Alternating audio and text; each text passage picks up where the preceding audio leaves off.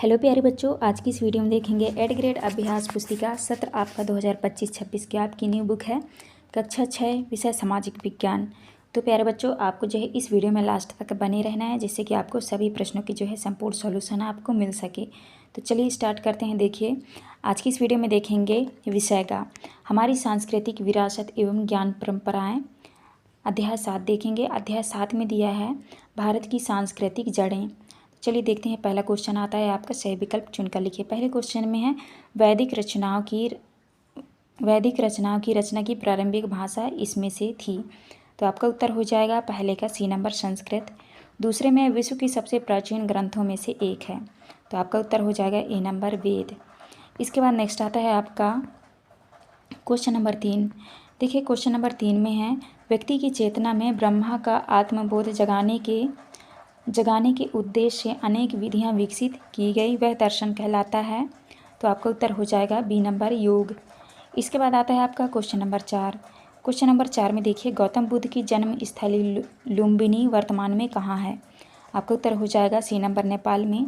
5वें में है ऐसा शांतिचित व्यक्ति जो चेतना का उच्चतर स्तर प्राप्त करने के लिए कठोर अनुशासन का पालन करता है कहलाता है। आपका उत्तर हो जाएगा ए नंबर सन्यासी। इसके बाद नेक्स्ट है आपका क्वेश्चन नंबर 6 में है बौद्ध मत में अविद्या और मोह के कारण इनमें से उत्पन्न होता है। आपका उत्तर हो जाएगा मानवीय सुख।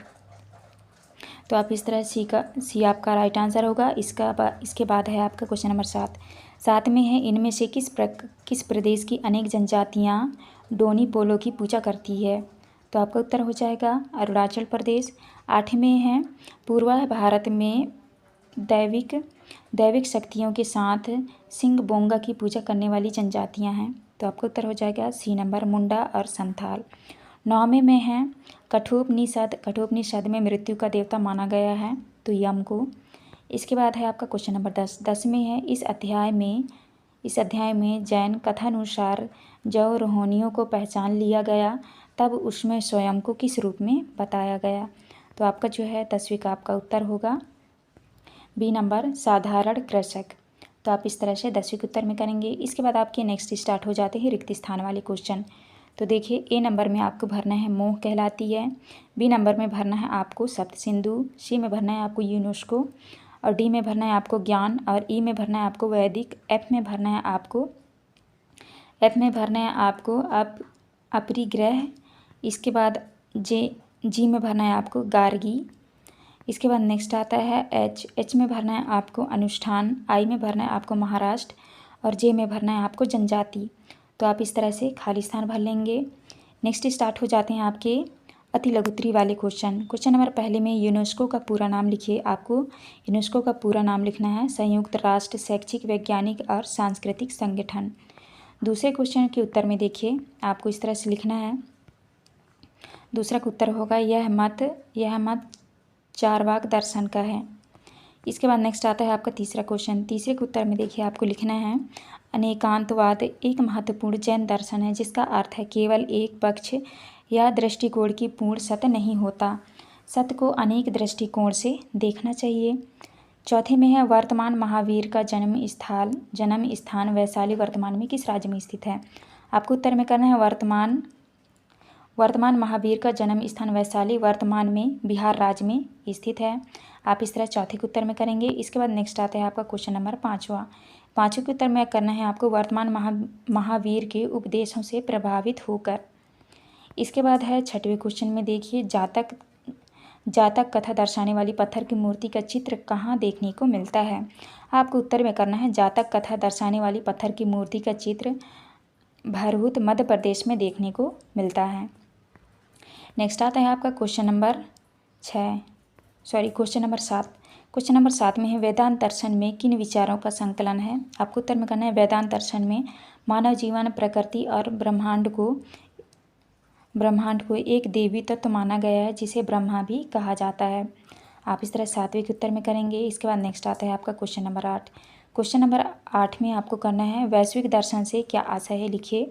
आपको उत्तर में करना है वैश्विक दर्शन से आशय विश्व के संदर्भ में एक निश्चित रुचि या समझ से है जिसके अनुसार परम सत्य एक ही है किंतु मनीषी इसे अनेक नाम देते हैं।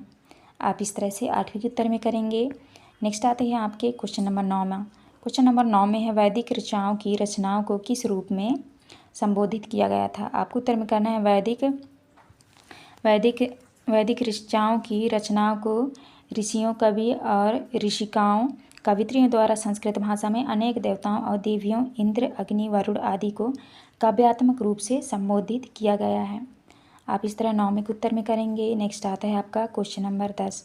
क्वेश्चन नंबर 10 के उत्तर में करना है इस कहानी में उद्दालक ऋषि का प्रमुख उपदेश यह था कि संसार की प्रत्येक वस्तु एक ही मूल तत्व ब्रह्मा से बनी है और आत्मा का ज्ञान भी सच्चा ज्ञान है। तो आप इस तरह के आंसर करेंगे 10 में। इसके बाद नेक्स्ट स्टार्ट हो जाते हैं आपके लघुत्तरी वाले क्वेश्चन। देखिए लघुत्तरी का पहला क्वेश्चन के आंसर में आपको करना है इस कहानी में यमराज ने उन्हें बताया कि आत्मा अविनाशी है, वह ना जन्म लेती है न मरती है, आत्मा केवल शरीर से अलग है और सच्चा ज्ञान आत्मा को जानने से मिलता है।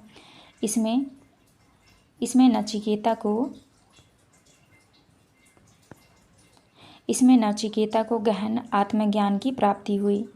तो आप इस तरह 1 के उत्तर में करेंगे। नेक्स्ट आता है आपका दूसरा क्वेश्चन। दूसरे क्वेश्चन के उत्तर में आपको करना है इस कहानी में उद्दालक ऋषि में श्वेत केतु की परीक्षा इसलिए ली ताकि वह आत्मज्ञान और ब्रह्मा के सत्य को समझ सके। इसके बाद नेक्स्ट आता है आपका क्वेश्चन नंबर 3 के उत्तर में करना है वैदिक ग्रंथों में अनेक व्यवसायों का उल्लेख है जैसे किसान, बुनकर, कुम्हार, शिल्पकार, बढ़ई, आरोग्यकर्ता, नर्तक, नर्तकी, नई पुजारी इत्यादि। इसके बाद नेक्स्ट आता है आपका क्वेश्चन नंबर 4। तो देखिए क्वेश्चन नंबर 4 के उत्तर में आपको इस तरह से आपको आंसर कर लेना है। तो प्यारे बच्चों आप वीडियो रोक के जो है आप आंसर कर लीजिएगा। नेक्स्ट आता है आपका क्वेश्चन नंबर 5वां। देखिए 5वें के उत्तर में आपको करना है पहला है वेदांत, दूसरा है सांख्य दर्शन, तीसरे में है योग दर्शन, चौथा बौद्ध दर्शन, पाँचवें में है जैन दर्शन और 6वें में है उपनिषदों का ज्ञान। आप इस तरह 5वें के उत्तर में करेंगे। नेक्स्ट आता है आपका 6वां क्वेश्चन। तो आपको 6 के उत्तर में देखिए आपको इस तरह से करना है वेद शब्द वेद से आया है जिसका अर्थ है ज्ञान, अतः वेद ज्ञान है, वेद विद्या है। और वेद के प्रकार देखिए वेद के पहला प्रकार है परम सत्य अर्थात ईश्वर एक ही है किंतु मनीषी इसे अनेक नाम देते हैं। दूसरा है मानव जीवन प्राकृतिक और ब्रह्मांड एक देवी तत्व है जिसे ब्रह्मा या तत्व कहा जाता है। तीसरे में संसार में सब कुछ आपस में जुड़ा हुआ है और परस्पर निर्भर है। आप इस तरह 6वें के उत्तर में करेंगे। नेक्स्ट आता है आपका क्वेश्चन नंबर 7 में है आरोग्यकर्ता से क्या आशा है, लिखिए। आपको उत्तर में करना है आरोग्यकर्ता से आशा है कि राहत देने या रोग को ठीक करने के लिए पारंपरिक प्रथाओं का उपयोग करने वाला व्यक्ति। आप इस तरह 7 के उत्तर में करेंगे।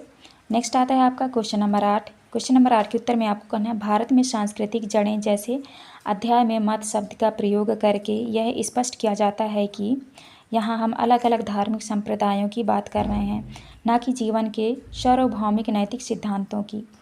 आप इस तरह 8वें के उत्तर में करेंगे। नेक्स्ट आता है आपका क्वेश्चन नंबर 9वें के उत्तर में करना है आपको पाठ में दी गई जैन कथा से हमें यह सीख मिलती है कि हर व्यक्ति को सुधार कर दूसरा अवसर मिलना चाहिए। यह कथा पछतावा, आत्मज्ञान और बदलते जीवन की शक्ति को दर्शाती है। आप इस तरह 9वें के उत्तर में करेंगे। नेक्स्ट आता है आपका क्वेश्चन नंबर 10। तो देखिए क्वेश्चन नंबर 10 के उत्तर में आपको करना है तमिलनाडु की नीलगिरी पर्वत शिखर को पलीर इसलिए माना गया है क्योंकि यह स्थान आदिवासी परंपराओं, धार्मिक विश्वासों और प्राकृतिक सौंदर्य से जुड़ा है। नीलगिरी क्षेत्र में रहने वाली आदिवासी जातियां इन पर्वतों को देवताओं का निवास स्थान मानती है और इन्हें आध्यात्मिक महत्व का केंद्र समझती है। आप इस तरह 10 के उत्तर में करेंगे। नेक्स्ट आता है आपका दीर्घोत्तरी वाले क्वेश्चन। देखिए दीर्घोत्तरी का पहला क्वेश्चन है हम अपने नकारात्मक विचारों को किस प्रकार सकारात्मक रूप में बदल सकते हैं। तो देखिए पहला क्वेश्चन है, पहले का आपका आंसर है आत्म जागरूकता। सबसे पहले यह समझें कि नकारात्मक विचार कब और क्यों आ रहे हैं।